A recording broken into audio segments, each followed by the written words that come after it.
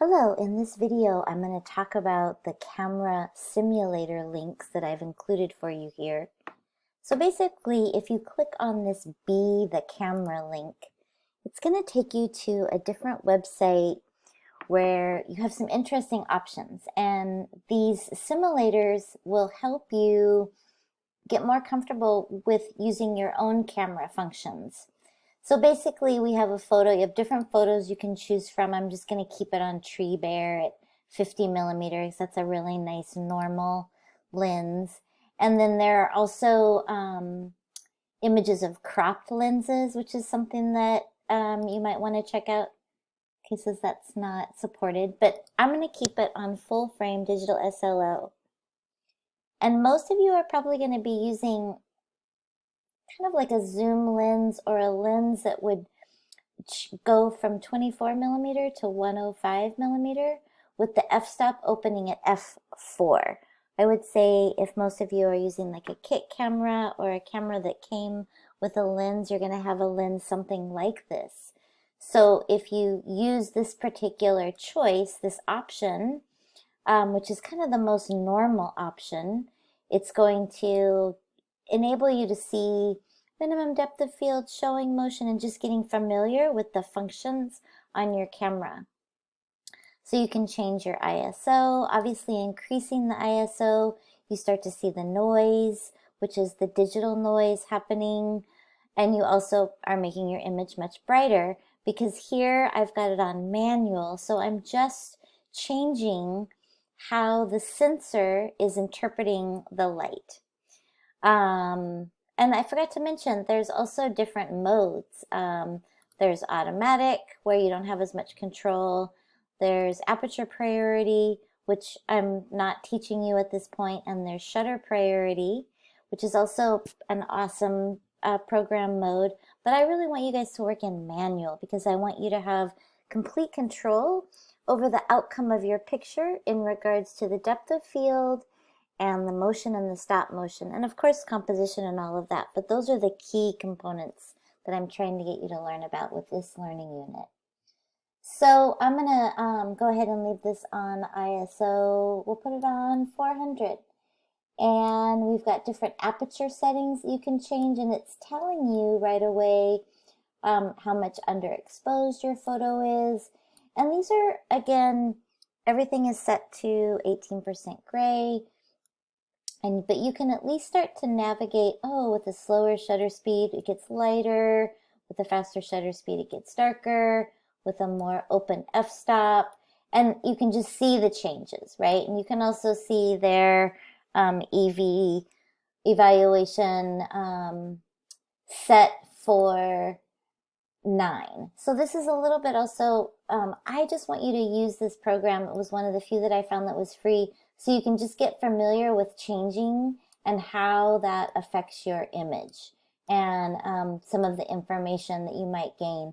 And they also have a phone app, or you can do it with your phone as well. So you can learn a little bit more. I don't know what phone app this is for, but I would just stick with either the 50 millimeter or the digital SLR 1.8, which some of you might want to get a lens that's a 50 millimeter 1.8, and we can talk about that later.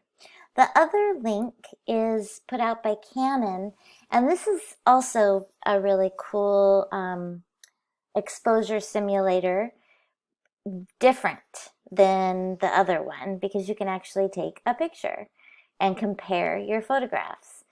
They also have manual, shutter priority, aperture priority, so you can play around with any of these settings so you can learn more about the different modes that your camera offers. But I want you to learn about manual for this learning unit and for this class. It gives you a lot of control. And so I can go in and set it on manual. I can change the ISO. And there's lots of really cool information about the topics that I'm trying to teach you in learning how to use your manual exposure mode and your in-camera meter and all of that. So this is similar to what you might see in your exposure meter.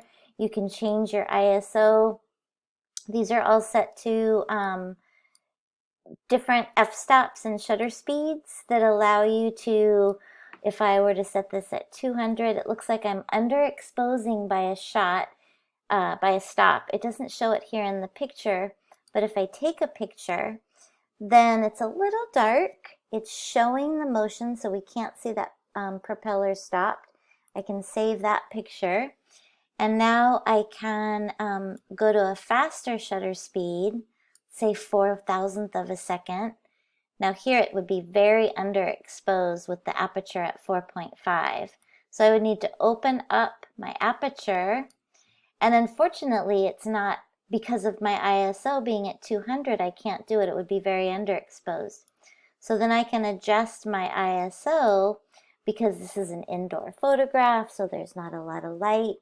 And as I adjust my ISO, you can see how the meter is starting to get closer to the 0, which is, this is kind of what you're going to be experiencing in your camera when you're working with setting your own aperture and shutter speed, the limitations of your camera to get a correct exposure. And it's going to get really frustrating, I guarantee you. But it'll also get easier and easier. I guarantee you that as well. The more you just go through that frustration, you'll get it. So from my experience, I know that one stop underexposed isn't maybe going to be a horrible exposure. So I'm going to go ahead and take another shot. So we've got the propeller. We have it now stopped. And I can kind of go through my little library. Here we have it moving. So it is too dark. So since I'm kind of maxed out at my f-stop, and it looks like the simulator, yep, nope, I can change it. I don't want to change my ISO because I don't want any additional noise in this photograph.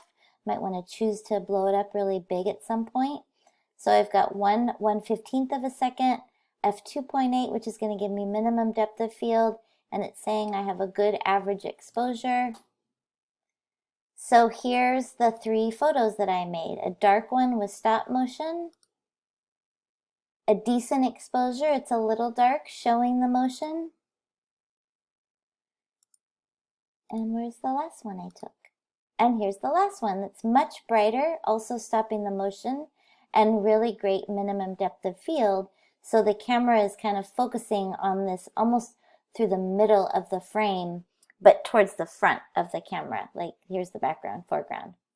So hopefully by sharing these links with you, I was hoping that this would give you an opportunity to practice your exposure making and getting results and starting to understand the ISO, f-stop, and shutter speed. Also, while working with your camera in manual mode. Keep me posted with any questions. I hope this is helpful. Thanks.